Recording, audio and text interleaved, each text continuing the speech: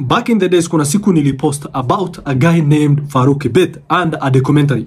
Unfortunately, YouTube ilitoa hiyo video, but I am here again to repost it. Why? So that ujue who to mess with and who not to mess with. If you see here, this guy unaona hapa anaitwa Farouk Kibet. He goes by that name. And he's a very famous guy in this Kenya. And personally, I believe he is the most feared man after the current president of Kenya, William Ruto. Why am I telling you this? Because siku hizi nimeona wa vijana wengi wakiwa wanatusi huyu jamaa and they don't know who he is.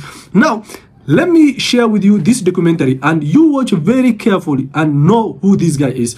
And then, ujue, unafaa kuinsult nani na unafaa yani kunyamazia nani. Be very careful. It is very, very, very necessary. Now, let's watch. Inasemekana katika ikulu ya Rais William Ruto, hakuna mtu aliye na nguvu na mamlaka kumshinda Farouk Kibet. Mimi nakumbuka naibu wa rais. Mimi nikienda kutafuta mke. Wengi waliomsikia Farouk Kibet wanajiuliza maswali mengi kuhusu alikotokea jamaa huyu hadi kuwa mtu anayeogopwa hata na mawaziri wa serikali. Wapi Farouk? Farouk Kibet. Farouk Kibet. Farouk Kibet. Farouk Kibet. Farouk Kibet. Farouk Kibet. Huyo kijana anaitwa Farouk, your excellency, you don't know. Najua saa nyingine songa akichamuka anatukana tu ovyo ovyo, lakini leo hawezi. Hii mtu anaitwa Farouk. Who is Farouk Kibet? Lakini you cannot go somewhere na useme hii ndio ofisi ya Farouk. Na unajua watu wanasikiaga Farouk. Dictator ni Farouk Kibet. Wanafikiria ni mtu utaenda upate ako na ofisi kilo moja pale kwa rais wetu. Ofisi ya Farouk ni penye Farouk ako. Mimi naona ofisi ya Farouk hata ni ile ya rais wetu wa Kenya. Katika historia yake ya kustaajabisha, Farouk Kibet alihama kutoka kuwa adui mkubwa wa William Ruto hadi kuishia kuwa rafiki wa karibu zaidi wa kiongozi huyo, yote akiyatimiza bila elimu yoyote ya juu. Iwapo utaangalia video hii hadi kufikia mwisho wake, basi utaelewa kilichofanyika kumfanya Farouk Kibet apewe mamlaka hata juu ya Rigathi Gachagua katika baraza la washauri wa ndani wa Rais William Ruto. Zaidi katika kanda hii fupi utakutana na mengi na mazito yaliyomfanyikia Kibet na kumfanya mtu mgumu na mwenye nidhamu inayozidi hata ile ya kijeshi. Farouk Taikut Kibet alizaliwa katika kata ya Tarbo, Uasin Gishu, katika kijiji cha Kapkechui, Chepsaita. Siku aliyozaliwa Farouk Kibet haijawekwa wazi kwa umma, kwani Farouk mwenyewe ni mtu msiri mwenye maisha ya faragha zaidi. Farouk alihudhuria shule ya msingi ya Chepkemel Primary School, lakini utafiti wa kina haukupata shule ya upili aliyohudhuria, huku waandishi wengi wakidai kuwa Farouk Kibet hakusoma elimu ya sekondari. Uhusika wa Farouk katika siasa ulianza wakati akiwa bado kijana wa chini ya miaka 25. Kwanza, Farouk Kibet alijiunga na chama cha baba na mama cha KANU na akawa mtetezi mkubwa wa Rais Daniel Moi mashinani Uasin Gishu. Farouk alionyesha njaa na ari ya uongozi alipohama kijijini na kuingia mjini Eldoret, ambapo alianza kujitafutia nafasi za uongozi na umaarufu. Rekodi za gazeti la The Standard zinaonyesha kuwa Farouk Kibet aliandika barua nyingi kwa wahariri wa gazeti hilo, akichangia mijadala tofauti ya kisiasa. Wanahabari wengi wa magazeti na redio waliofanya kazi mjini Eldoret walikiri kumjua Farouk Kibet, kwani aliwatafuta kila wakati akitetea jambo hili ama lingine. Wakati wote huu Farouk alifaulu kuwa mmoja wa sauti zenye ushawishi mitaani Eldoret katika tawi la vijana la chama cha KANU almaarufu kama KANU Youth Wing. Hapa ndipo William Ruto alikuja kukutana na Farouk, na wawili hao walipojuana tu wakaanza kuchukiana. Mheshimiwa, wewe ni mheshimiwa? Huyu anaitwa Farouk Kibet, hajafika mheshimiwa wako chini. Shilingi 1200. Ilitokea kuwa wakati Farouk Kibet akijijenga kwa siasa za mashinani za KANU huko Eldoret, William Ruto naye alikuwa amerudi huko baada ya kumaliza elimu yake ya chuo kikuu huko Nairobi. Ruto alikuwa na ndoto za kisiasa zilizoshinda hata zile alizokuwa nazo Farouk. Kitaifa, kijana William Ruto alikuwa amehitimu mengi na hata kuwa mkurugenzi mtendaji wa tawi la vijana la KANU la Youth for KANU. Sasa Ruto alihisi alikuwa tayari kuwania ubunge wa eneo bunge la Eldoret Kaskazini katika uchaguzi mkuu wa 1997.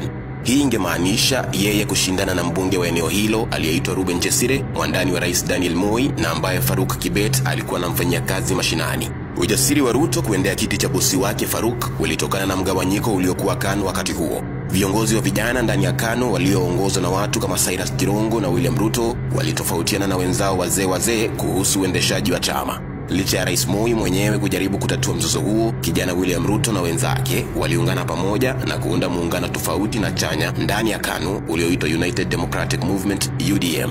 Kando na Ruto, washirika wengine wa UDM walikuwa watu kama Cyrus Kirongo na Kipruto Kirwa.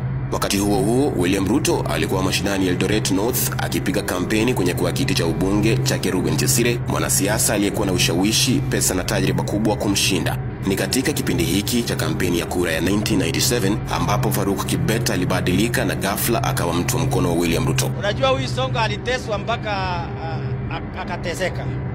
Sasa nafikiri aliposikia iko maombi akasema wacha tu niende huko ili Mungu anisaidie. Sisi tumuombe Sonko. Unampenda yeye? Na najua atakuja kuimba. Sonko usiniaibishe. Imba tu nyimbo moja ambaye itafanya hii watu wajue umeokoka. Unajua anafaanga vitu mingi kwa mkono. Alichelewa kwa sababu anafaanga vitu nyororo nini. Angependa kuchelewa sio? Lakini ukiangalia vile amevaa nguo nyeupe, kila kitu tu ni ya Mungu. Ninaangalia atakayekuwa deputy president anatoka hapa Kikuyu. Hata nikiona zaidi naangalia rais ambaye siku moja atatoka hapa Kikuyu. Kilichopelekea mabadiliko haya kilisimuliwa na Isaac Mayo, mwandani wa William Ruto wakati huo wa 1990s. Mnamo 2018, Isaac Mayo aliwaambia wanahabari wa gazeti la The Standard kuwa Faruk Kibet alikuwa anamshambulia sana William Ruto kabla ya kuhamia kwa kambi yake. Katika barua zake kwa magazeti tulizozitaja awali, kijana Faruk Kibet angewasifia viongozi wa juu wa KANU kama Mark Too, Philemon Chelagat na Ruben Chesire. Kwa kutumia ushawishi wake kama mwanaharakati wa KANU mashinani Eldoret, Faruk Kibet angeweka mijadala mizito ya mitaani iliyomkosoa Ruto na vijana wenzake waasi katika KANU kwa kujiona wenye busara kuwashinda wazee wao ndani ya chama hicho tawala. Isaac Mayo, ambaye alikuwa katika kambi ya kampeni ya William Ruto, alikiri kwamba Ruto aliona mashambulizi ya kisiasa ya Faruk yangemdhuru na akaonelea ni vyema kumchukua na kumleta karibu naye. Kwa upande wake, Faruk naye aliwahi kukiri kuwa alipoenda kwa Ruto walikumbatiana na kutoleana ahadi ya kufanya kazi milele. Kulingana na Bwana Mayo, uamuzi wa Ruto kumleta Faruk Kibet chini ya mshipi wake ulisaidia kampeni ya Ruto ya kwanza huko Eldoret North. Basi ikawa baada ya Ruto kumchukua Faruk Kibet kama mtu wake wa ground, Kibet aliapa kumtumikia Ruto bila kufeli, na ahadi hii inaonekana kusimama hadi wa leo. Ushindi wa William Ruto, mgombea kijana, dhidi ya Chesire katika kura ya 1997 unasemekana kuchangiwa pakubwa na uwepo wa Faruk katika kambi yake. Kama kiongozi wa vijana mashinani wa muda mrefu, Faruk alimsaidia Ruto kwa kumpa siri za kisiasa za mpinzani wake, kwani Faruk alimjua kiundani Ruben Chesire. Mrengo wa Ruto tulioutaja awali wa United Democratic Movement ndani ya KANU uliposajiliwa mnamo Januari mwaka wa 1999, Faruk Kibet akawa wa kwanza mashinani kuita wanahabari na kuunga mkono wapinzani hao waliojitenga ndani ya KANU. Ijapokuwa hatimaye Rais Daniel Moi aliwatawanya waasi wa UDM kwa kumpa waziri Cyrus Jirongo, mrengo huo ungempa ndoto zaidi za kuanzisha chama chake cha Bonde la Ufa siku moja William Ruto. Wakati kampeni za kura ya 2002 zikikaribia, Faruk Kibet, ambaye sasa alikuwa mtu wa karibu wa mbunge William Ruto, akawa anashambulia wazee wa KANU waliomtaka Moi aendelee kuwa rais hata baada ya 2002. Kama tu alivyomtetea Ruben Chesire kwa udi na uvumba kabla ya 1997, Faruk akawa meno makali aliyotumia William Ruto kuwapiga wapinzani wake mashinani Bonde la Ufa. William Ruto alikuwa msomi aliyehitimu kutoka chuo kikuu cha Nairobi, ilhali Faruk alionekana kuwa mtu wa chini mwenye kisomo kidogo, lakini urafiki wao ukawa kama wa watu wanaotoshana kwa njia zote. Ilipofika mwaka wa 2000, rekodi zilizoonekana na gazeti la Daily Nation zinaashiria kuwa Faruk Kibet alihusika kuwazuia wanyakuzi walionuia kunyakua shamba moja huko Uasin Gishu, tukio ambalo liliishia kwa vyombo vya habari. Shamba hilo lilikuwa la kampuni ya East African Tanning and Extract Company, na Faruk Kibet alitokea akiwa na vijana 60 wakidai kuwa njama ilikuwa ya kufukuza watu waliouziwa shamba hilo, watu ambao Faruk alinuia kuwatetea. Hii ilikuwa mapema mwaka wa 2000, na mzozo wa ndani kwa ndani kati ya William Ruto na wanasiasa wakongwe wa KANU ulikuwa bado unachemka. Baada ya uchaguzi mkuu wa 2002, ilifikia wakati wa Ruto kumzawadi Faruk kwa uaminifu wake katika miaka 5 aliyomsaidia kama mbunge wa Eldoret North. Kwa uhusika wa William Ruto, ambaye alikuwa amepanda cheo zaidi katika chama cha KANU wakati huo, Faruk Kibet akateuliwa kuwa diwani wa wadi ya Wareng mwaka wa 2003, kiti ambacho angeshikilia hadi 2007. Kama diwani huko Uasin Gishu, Faruk Kibet aliendelea kuwa silaha ya kisiasa ya William Ruto katika siasa za Bonde la Ufa, ambapo Ruto alikuwa na ndoto za siku moja kuwa kigogo. Kufikia 2004, Ruto na chama chake cha KANU walikuwa wapinzani baada ya mgombea wao Uhuru Kenyatta kubwagwa na Mwai Kibaki katika uchaguzi wa Disemba 2002. Rais mpya Mwai Kibaki alipopangiwa kuzuru Eldoret kwa mara ya kwanza kama rais ikiwa mwezi Machi 2004, William Ruto na Faruk Kibet walikuwa wamempangia. Inarekodiwa kuwa siku chache kabla ya hafla ya maonyesho ya kilimo ya Eldoret ASK Show ambayo Rais Kibaki angehudhuria, Faruk alifika kwa kituo cha polisi kuomba kibali cha kiajabu. Polisi kituoni walishangaa kumwona jamaa huyo mrefu amefika huku ameandamana na kundi la wenzake. Faruk alitaka polisi wamkubalie aongoze maandamano ya amani dhidi ya Kibaki mjini Eldoret siku hiyo hiyo ambao Kibaki angekuwa huko.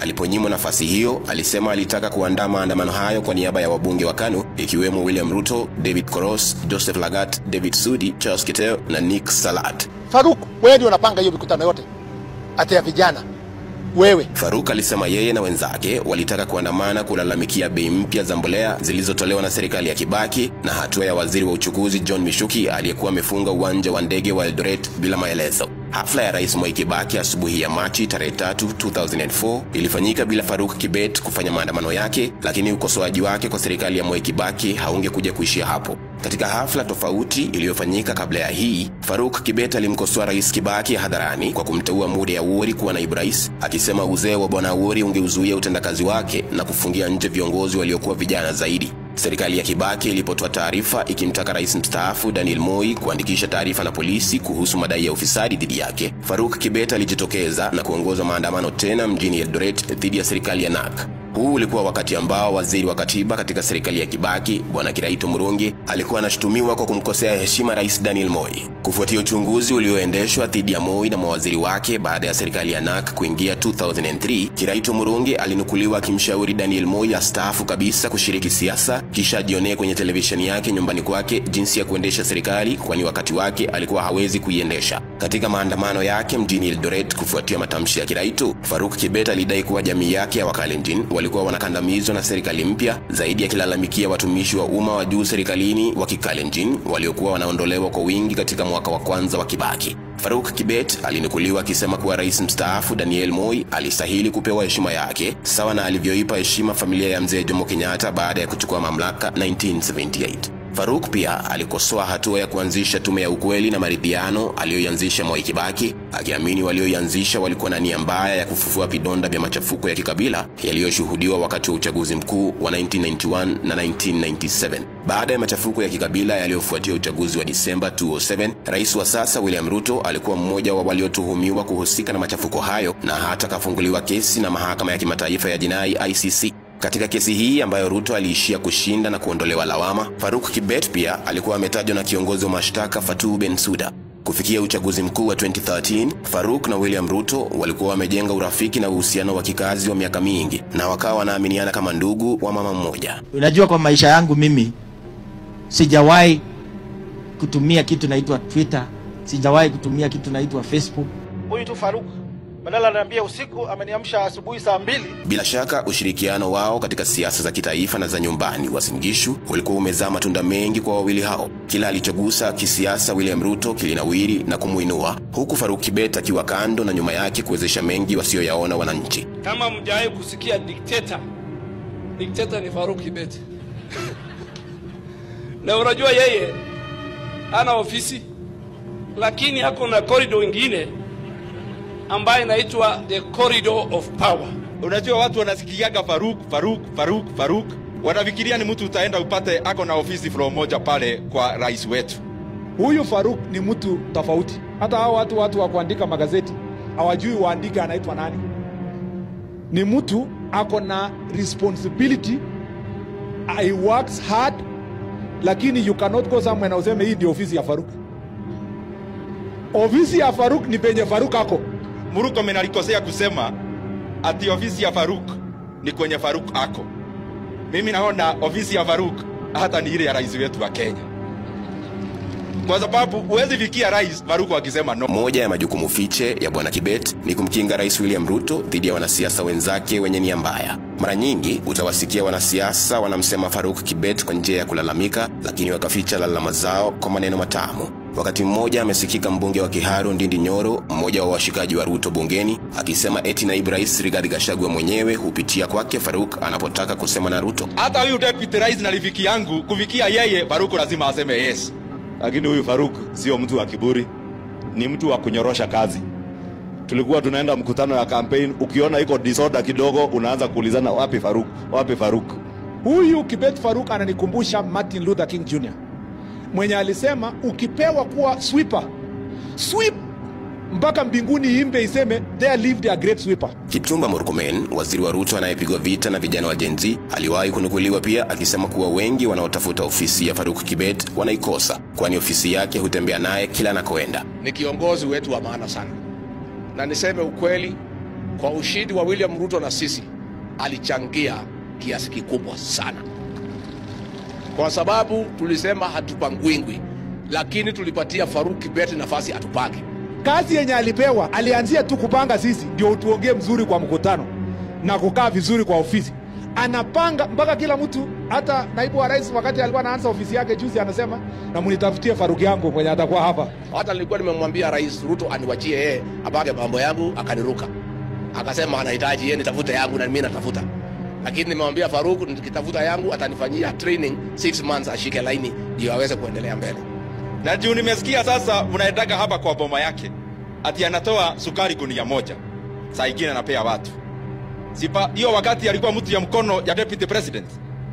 Sasa Faruk si ni mtu ya mkono ya rais. Wengine walienda hata mbali zaidi na kudai kuwa ofisi ya Faruk Kibet ilikuwa katika ofisi ya Rais Ruto yenyewe. Katika kampeni zilizomfanya William Ruto rais, mbunge wa Kikuyu Kimani Ichung'wah aliwahi kusema kuwa mikakati mingi ya kampeni zao ilipangwa na Faruk Kibet. Mara nyingi Faruk ameonekana jukwani akiwaambia wanasiasa wakubwa kile watakachosema hadharani na hata kuamua urefu wa hotuba zao. Faruk Kibet kwa sababu amesimama na watu wa area ya Turbo sana, na pia yeye ndio ameweza kusimama na president wetu. Logistics zote za campaign, ndege itafika hapa, yatashuka hapa, atalala hapa na kesho ataamkia campaign hivi, ni huyu Faruk Kibet.